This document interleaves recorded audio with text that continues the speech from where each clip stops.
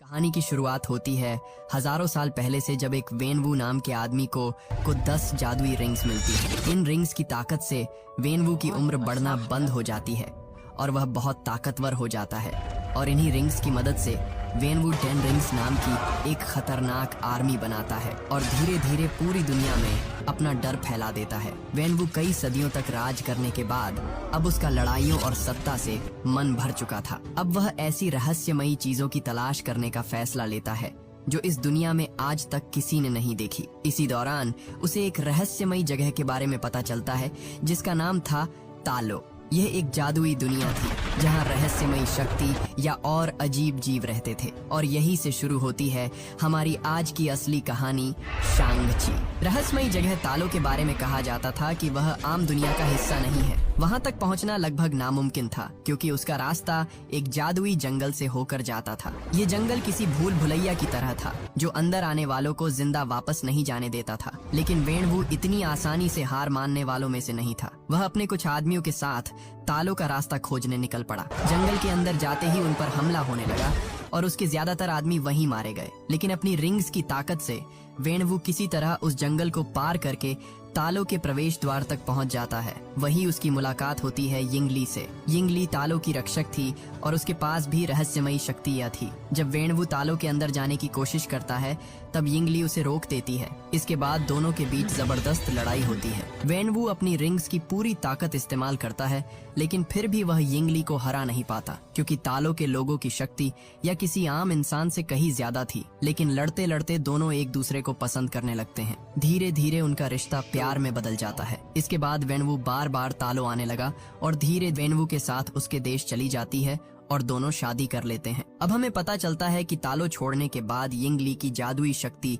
या भी खत्म हो जाती है। वही दूसरी तरफ यिंगली के प्यार की वजह से वेनवू भी बदलने लगता है। वह अपने सारे गलत काम छोड़ देता है और यहाँ तक कि अपनी रिंग्स भी उतार कर रख देता है। इसके बाद साल 2000 में उनके बेटे का जन्म होता है जिसका नाम रखा जाता है शांग-ची। और उसके कुछ साल बाद उनके एक बेटी का भी जन्म होता है जिसका नाम रखा जाता है शियालिंग। अब वेनवू पूरी तरह बदल चुका था। वह अपने परिवार के साथ एक शांत जिंदगी जी रहा था। लेकिन वेनवू के पुराने दुश्मनों को लगा कि शायद वेनवू अपनी शक्तियां खो चुका है और यही सही मौका है बदला लेने का। फिर साल 2007 में जब शांग-ची सिर्फ 7 साल का था और शियालिंग 3 साल की थी, उसी दौरान वेनवू के कुछ दुश्मन उसके घर पहुंच जाते हैं।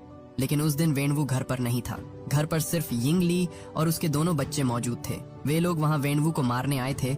लेकिन जब उन्हें पता चला कि वह घर पर नहीं है तो उन्होंने उसकी फैमिली को निशाना बनाने का फैसला कर लिया। यिंगली उन्हें रोकने की कोशिश करती है। वह चाहती थी कि कम से कम उसके बच्चों को कुछ ना हो, लेकिन वे लोग उसे मारने पर उतर आते हैं। इसके बाद यिंगली अकेले ही उन सबसे लड़ने लगती है। वह एक बेहतरीन फाइटर थी लेकिन अब उसके पास पहले जैसी जादुई शक्तियां नहीं थी और सामने बहुत सारे दुश्मन थे। इसी वजह से वह ज्यादा देर तक उनका सामना नहीं कर पाती और आखिरकार मारी जाती है। कुछ देर बाद जब वेनवू घर वापस लौटता है तब तक हमलावर जा चुके होते हैं। वहां अपनी पत्नी की लाश देखकर वह पूरी तरह टूट जाता है। उसी पल उसका इंसानियत से भरोसा उठ जाता है। इसके बाद वेनवू फिर से अपनी रिंग्स पहन लेता है और बदला लेने निकल पड़ता है। वह अपने दुश्मनों के अड्डे पर पहुंचता है और इस बार वह छोटे शांग-ची को भी अपने साथ ले जाता है ताकि वह अपनी मां के कातिलों को पहचान सके। फिर वेनवू अपनी रिंग्स की ताकत से वहां मौजूद लगभग सभी लोगों को मार देता है। लेकिन उस गैंग का असली लीडर वहां नहीं होता, यानी उसका बदला अब भी पूरा नहीं हुआ था। इसीलिए वेनवू फैसला करता है कि अब उस आखिरी आदमी को उसका बेटा मारेगा। यही से वह दोबारा 10 रिंग्स ऑर्गेनाइजेशन शुरू कर देता है और शांग-ची को बचपन से ही एक खतरनाक हत्यारा बनने की ट्रेनिंग देने लगता है। दूसरी तरफ उसकी बहन शियालिंग भी फाइटिंग सीखना चाहती थी लेकिन वहाँ लड़कियों को ट्रेनिंग लेने की इजाजत नहीं थी। इसलिए वह छिपकर दूर से सबको देखती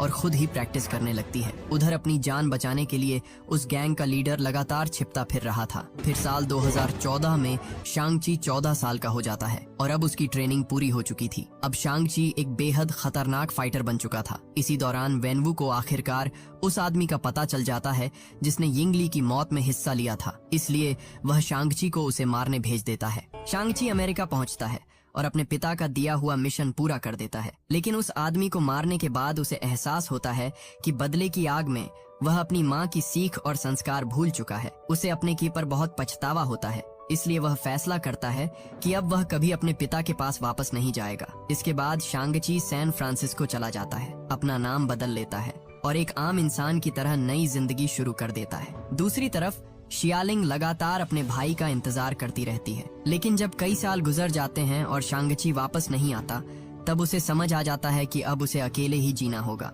इसीलिए वह भी घर छोड़ देती है और चीन के मकाऊ शहर पहुंचकर अपना खुद का फाइट क्लब शुरू कर देती है।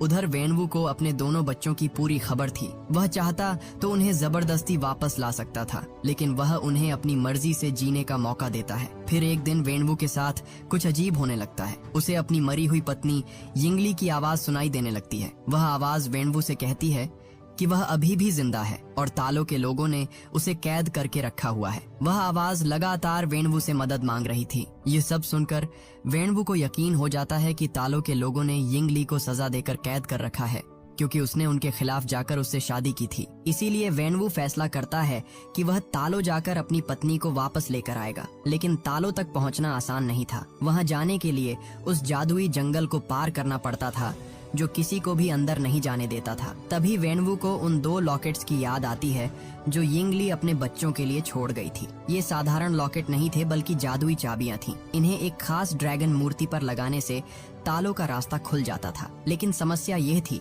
कि दोनों लॉकेट अब उसके बच्चों के पास थे और उसके बच्चे कई साल पहले घर छोड़ चुके थे। वेनवू सिर्फ लॉकेट्स हासिल नहीं करना चाहता था, वह अपने बच्चों को भी वापस घर लाना चाहता